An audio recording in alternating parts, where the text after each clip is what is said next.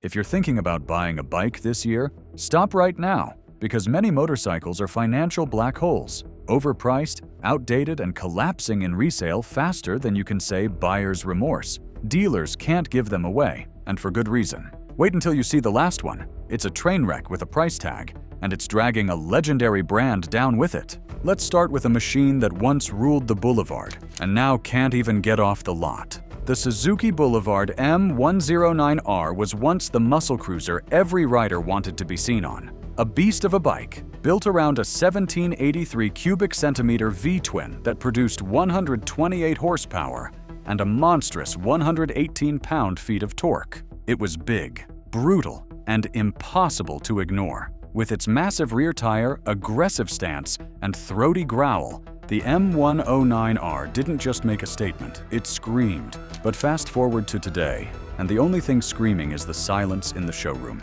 Dealers across the country are stuck with M109Rs they simply cannot sell. Prices are collapsing. Some shops are listing them for as low as $8,000. A few have dipped under $7,500. Still, the bikes sit untouched, their chrome collecting dust under fluorescent lights. So what happened? Well, the M109R is a relic. While other bikes evolved, this one stood still. There's no traction control, no ride modes, no TFT dash, and the analog gauges look like leftovers from a decade-old parts bin.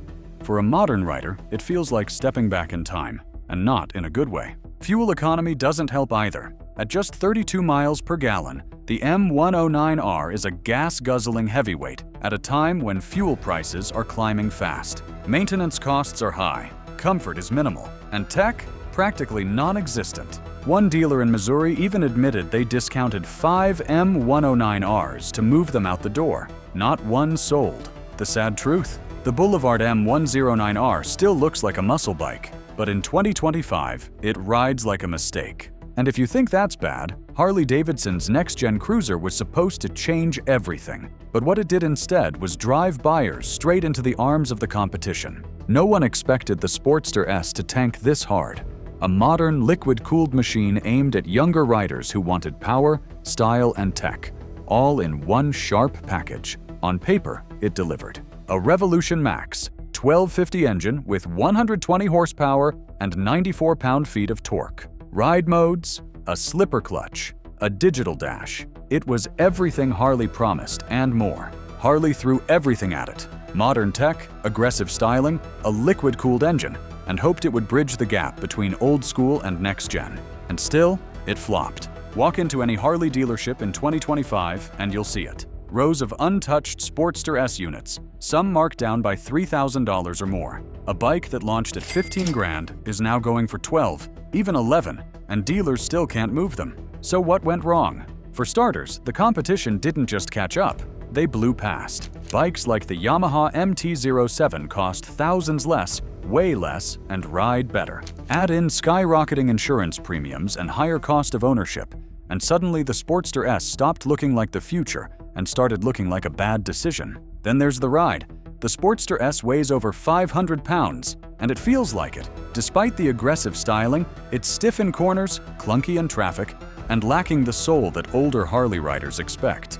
And new riders, they're not interested in the soul. They want value. Resale tells the rest of the story. Riders who paid MSRP in 2022 are now struggling to get even 9 grand for clean, low-mileage bikes. One seller posted his barely used Sportster S for $8,500.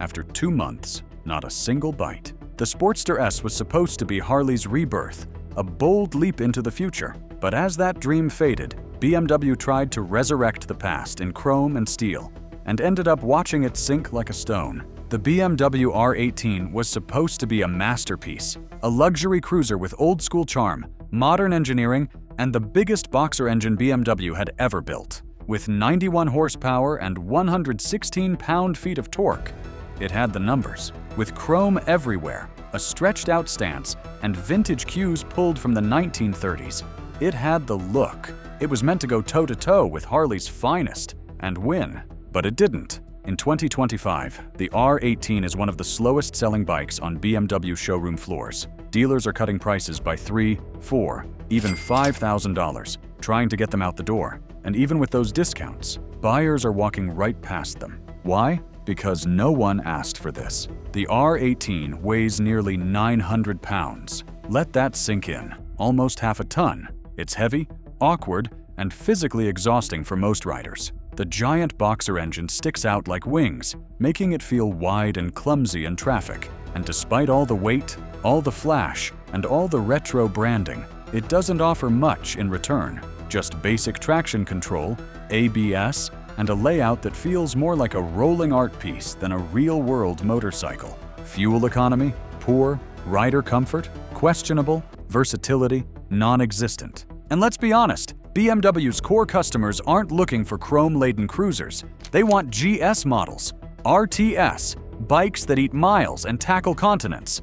The R18 tried to win over the cruiser crowd, but Harley loyalists never took the bait. And younger riders? They didn't even look twice. Now, R18s are being sold for as low as $10,000. That's a massive drop from its original price tag. But even at that number, most buyers know better, because a discount doesn't mean value. It means nobody else wanted it either. And just when you thought things couldn't get heavier, Kawasaki's beginner-friendly cruiser proves that even lightweight legends have their expiration dates. Kawasaki's Vulcan S used to be the obvious choice for new riders. Affordable, approachable, and built around Kawasaki's tried-and-true 649 cubic centimeter parallel twin engine, it offered just enough power to grow with, but not so much to intimidate. Adjustable ergonomics, a low seat height, and a friendly ride made it an easy recommendation for new riders for years. But now, it's dead weight on dealership floors. The Vulcan S hasn't seen a real update in nearly a decade. The same analog gauges, the same dated styling, the same basic tech,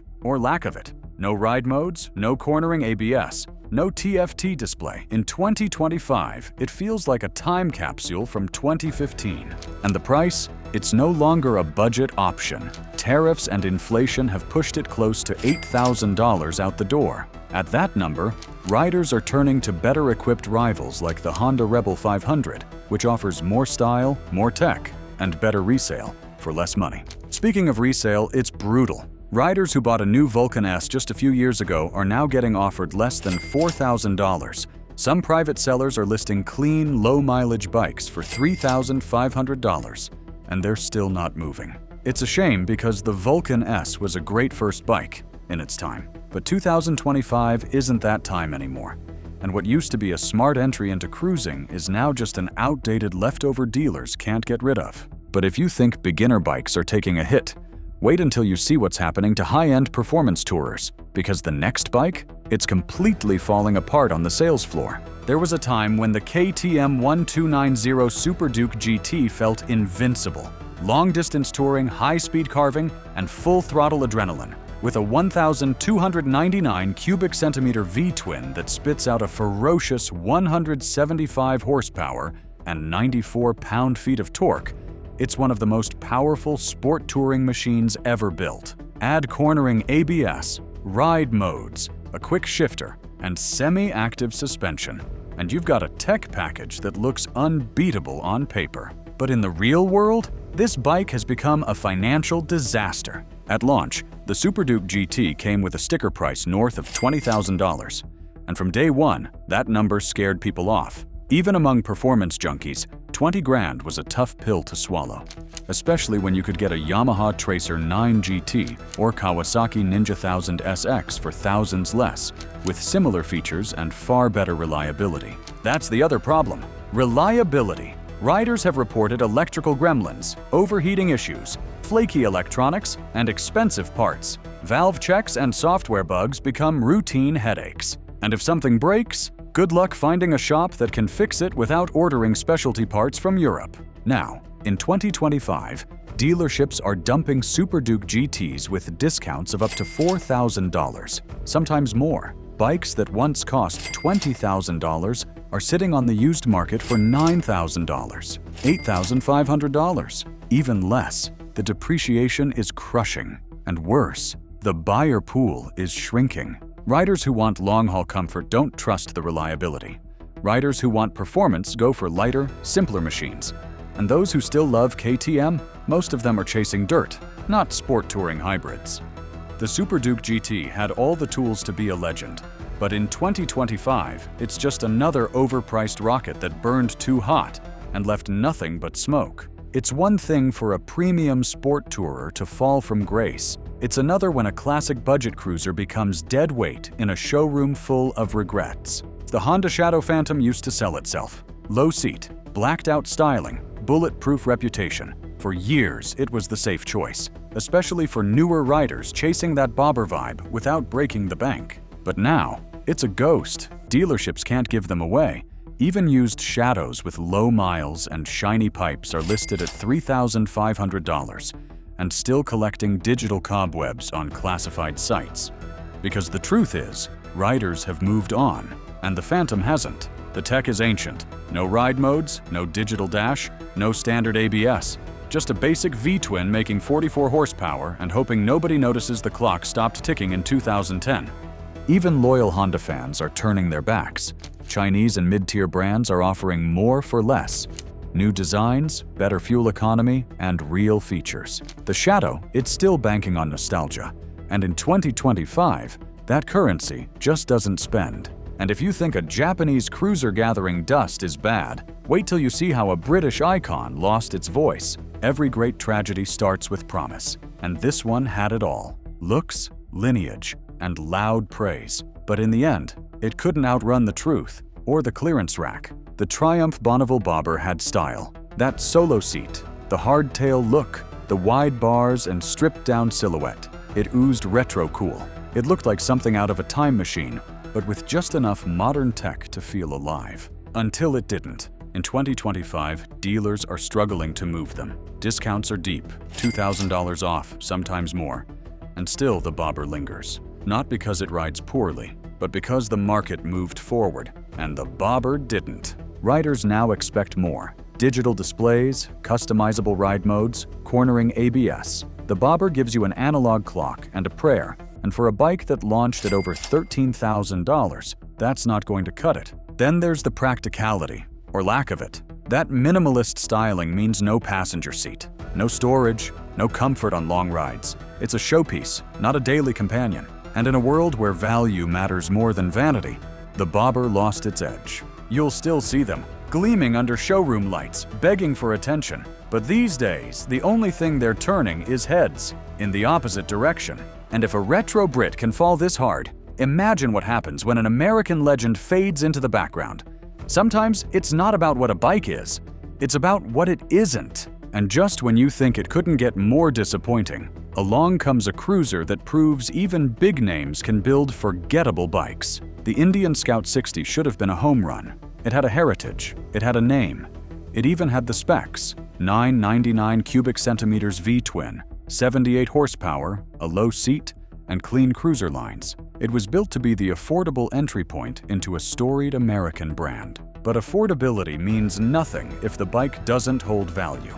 And in 2025, the Scout 60 is underwater. Dealerships are offering thousands off. Private sellers can't even get half of what they paid. Listings for $5,000 sit untouched for months. The depreciation curve isn't just steep, it's vertical. The reason? It's outdated. No TFT display, no traction control, no tech.